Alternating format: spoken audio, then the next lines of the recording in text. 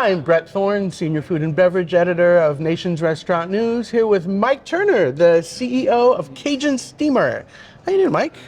I'm doing great. How are you? Thanks for having me. I'm so glad you're here. Why don't you tell everybody about Cajun Steamer? I'd love to. You know, we're like a legacy brand. We've been around for over 20 years.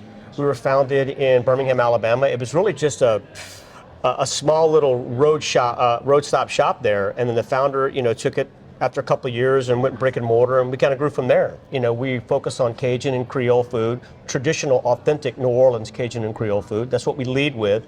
We're very seafood heavy, seafood authentic, and we want people to come in and have just a phenomenal time. We embrace the history and the culture of Louisiana. Family, friends, hospitality, incredible food, and we're just proud to be a part of the show and proud to be here. Well, so you're a Louisiana-themed restaurant, not in Louisiana, though. You're in Alabama and one other state, right? In Nashville, yeah. Alabama, Huntsville, and Nashville. Oh, okay. It's crazy because, a lot of people think that Cajun food or Creole food is polarizing, and we haven't seen that. I think that due to the size of our menu and the quality of our food, we're 78% food sales, and everything is made in-house. Like, we're a true scratch kitchen, and I think our guests appreciate that. We do shrimp boils, we do crawfish boils. We run crawfish season for quite a long time. And I think because of that and the authenticity of it, and then the emotional connection that people have with Louisiana and New Orleans, I think it resonates well. And we're continuing to grow and grow and grow.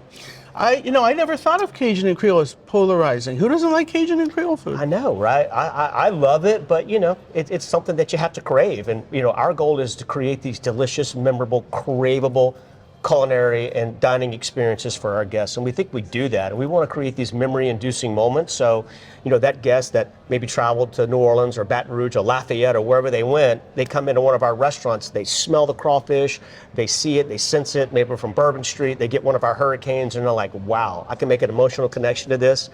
Maybe a good emotional connection, maybe a bad emotional connection, depending on what they did in New Orleans, but, we think it works, and we're just, so happy to be doing what we're doing right now. And how many locations do you have? We have 7, but we're looking to open 2 to 3 a year over the next 5 years. And that's the goal. The goal is to get in and kind of stabilize the core right now, doing a little bit of work on the menu, and then we're going to start rapidly growing throughout the Southeast. And we feel like that's a good market for us.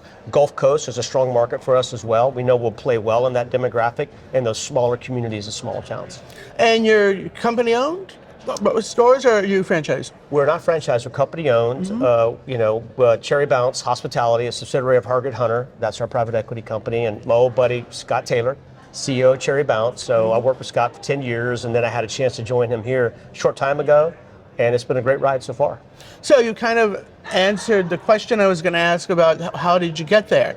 Because you were at Walk-Ons before for a really long time. I was. I spent 10 years at Walk-Ons with Scott Taylor. We kind of took that brand from restaurant 4 to over 85 locations. And, Scott had an opportunity to go work for really anybody in the industry, and he chose to come work for this company, Cherry Bounce, and all of their brands, some legacy brands that's a part of the company. And, it only took 10 years ago when Scott called me to go to Walk-Ons, it took one call, and when he called me to come work here at Cajun Steamer, it just took one call. I trust him. He's been a longtime friend and mentor of mine. He's the best in the business, and that's why when I tell you that we're going to do some phenomenal, great things to come in this company, it's solely on the strength and the foundation of Scott Taylor and relationships he has in this business.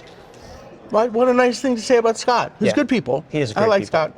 Scott. So is your background Cajun and Creole? Because you've been doing the food for a long time. It's crazy. I'm like the perfect match for this company because I was born in Alabama, believe it or not, little town called Gadsden, Alabama, about 60 miles outside of Birmingham, but I was raised in Louisiana.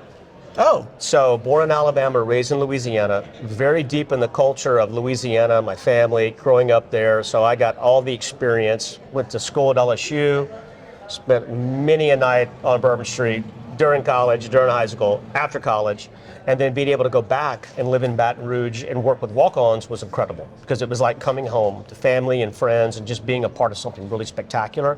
Now coming to Cajun Steamer, having that culture, growing up in Alabama so I can really kind of connect with the community, but yet having the Cajun background and a flair for culinary, on the Creole side, just works really well.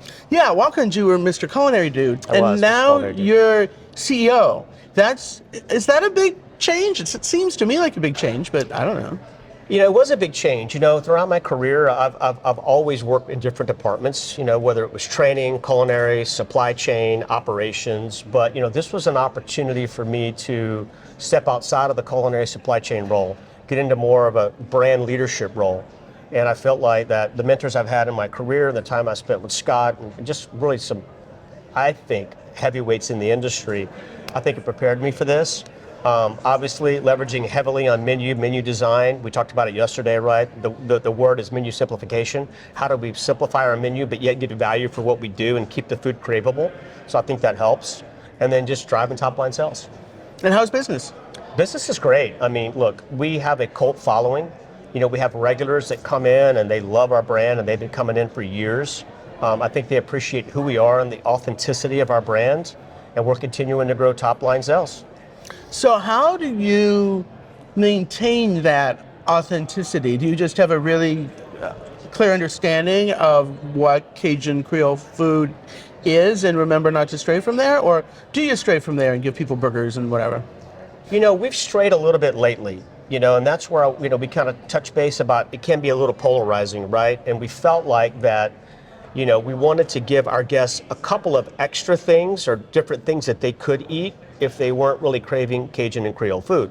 But those things have to be amazing, right? I mean, you know, every spot on the menu is real estate and it's earned income, earned income, earned income. If you're going to put something on the menu, whether it's a burger or a boneless wing or whatever the case is, it better be incredibly good and delicious.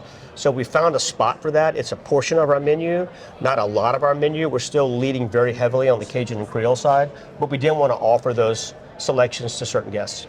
I mean, some people want a burger. And we have 5. Oh, Very great. good burgers, yeah, absolutely, yeah. So how do you maintain that quality? I mean, you said you're at 7 locations now, That's right. right? And you're going to grow. And so how do you stay focused on making sure everything is awesome all the time? Well, I think it's a heavy commitment to our culinary side and to our chefs. Like, and we call our heart of the house crew our chefs, right? They're chefs, and we empower them to be out front, leading the charge, coaching, teaching, developing, and mentoring their crew. We also provide phenomenal training systems. You know, like, you know, we talk a lot about designing the recipes for the average performer. Don't overcomplicate it. You know, so how we write recipes, how we script recipes, how we design our food to be sold in silos, runner friendly. So a little bit of heavy pickup and prep, but easy execution on the front end, empowering our chefs to do their job, giving them the training tools they need to be successful, and then relentless follow-up, right? Being in the restaurants, tasting the food, coaching them, working on the DOK, and continuing to develop them with ongoing education and workshops, we think works well for us. I would think that would also help with retention because you're actually teaching people and they actually get to cook. Is that helpful for the heart of the house, as you like to call it? I think it is, right? Because I think that, you know, if you work in the heart of the house, you work in the kitchen, you ultimately one day want to aspire to be a chef, right? And we want to create these career roadmaps for these individuals. I think you also, if you're passionate about food, you want to work in a restaurant where it is truly from scratch and you get a chance to learn something. And even if you choose to go work for someone else down the road, we want you to be better because of the time you spent with us than before you got there. And I think that leads to retention because as this person leaves and goes to work for another job or another career or wherever they choose to go, they talk great about their experiences with us and maybe we'll get some people in return. They're your own marketing team. Own marketing team, that's right. And are you having fun? Man, I'm having the time of my life. You know, when you get a chance to work with someone that you respect and you know, that's a friend and a mentor, and a really cool brand, right? That's comfortable for me because that's where I grew up and the food that I was around. In a state where I grew up as well, where I've got family and friends. I mean, it's the happiest I've been in my life. Wonderful. And I'm happy to have learned more about Cajun Steamer and to talk to you, Mike. Thank you. Thanks a lot. Thank you.